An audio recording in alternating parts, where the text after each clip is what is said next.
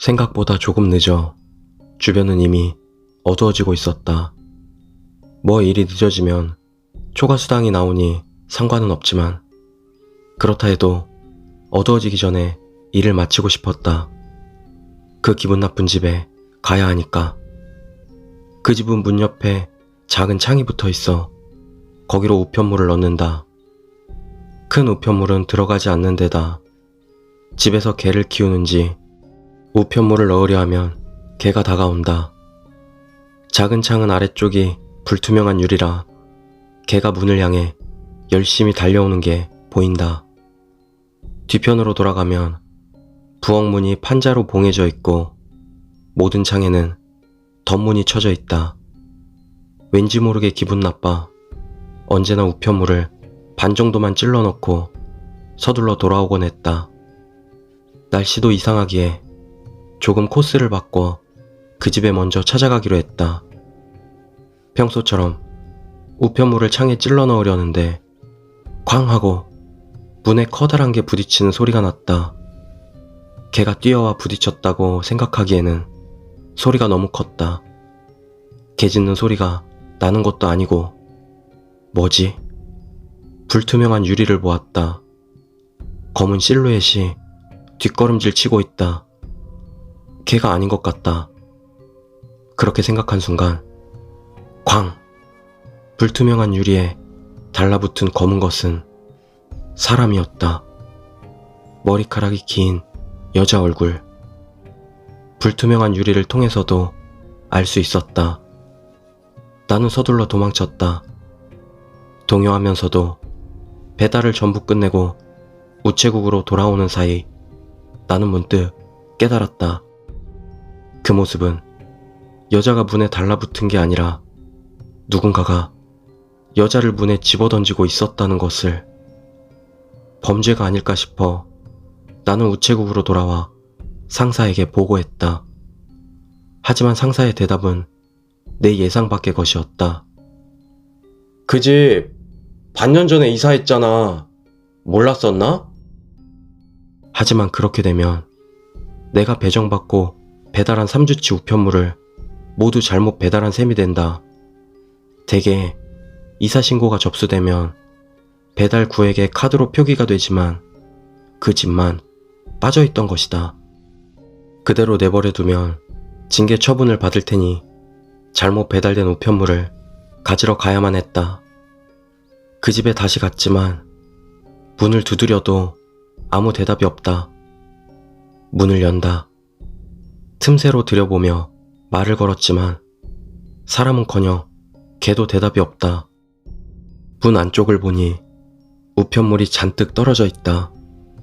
그냥 가져가면 혹시 경을 칠까 싶어 상사에게 전화해봤다. 구청에 전화해볼 테니까 기다려. 기다리는 사이 문 틈새로 안을 다시 한번 들여다봤다. 현관에는 어렴풋이 먼지가 쌓여있고 사람이 들어간 흔적은 없다. 그제야 등골이 오싹해졌다. 먼지 위의 발자국도 사람이 끌려간 자취도 개의 발자국조차 없다. 우편물 위에도.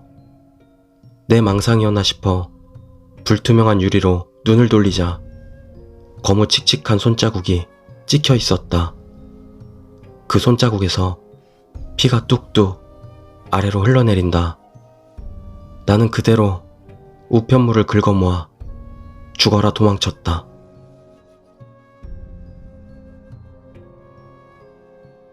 두 번째 이야기, 할머니의 49제. 10여 년 전 내가 고등학생일 무렵 이야기다. 6월 초였다.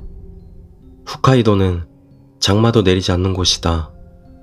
우리 학교는 월말 문화제를 앞두고 이런저런 준비로 분주했다. 나는 축제를 정말 좋아하는 탓에 반과 학년에서 모두 실행위원에 뽑혔고 바쁜 나날을 보내고 있었다. 매일 서류를 제출하고 밤까지 늦게 남아 실행위원인 친구들과 학교 근처 패밀리 레스토랑에서 작업을 하곤 했다. 그날도 밤 9시쯤이 되어 어머니에게 전화가 왔다. 몇 시에 돌아올 건지 확인 전화일 거라 생각하고 받았지만 아니었다. 같이 살고 있던 할머니가 돌아가셨다는 청천벽력 같은 말이 날아들었다. 그것도 사고사였다. 그날따라 바람이 강했는데 국도에서 자전거를 타다 그만 바람에 휘말려 덤프트럭 뒷바퀴로 빨려 들어가셨단다. 나중에 알았지만 온몸 수십 군데 뼈가 부러지고 안구가 파열된 데다 뇌까지 다치셨다고 한다. 그렇게 큰 부상을 입고도 할머니는 직사한 게 아니었다. 뇌사 판정이 나와서 가족들이 연명 치료를 포기했단다. 사고사 뒤 장례를 치르는 건 만만치 않은 일이라 나도 축제 준비하던 걸 다른 사람에게 인계하느라 엄청 바빴다. 장례식 준비다 뭐다 해서 한 사흘 정도는 제대로 잠도 못 잤으니 여러 가지로 노도와 같은 나날이 지나갔다.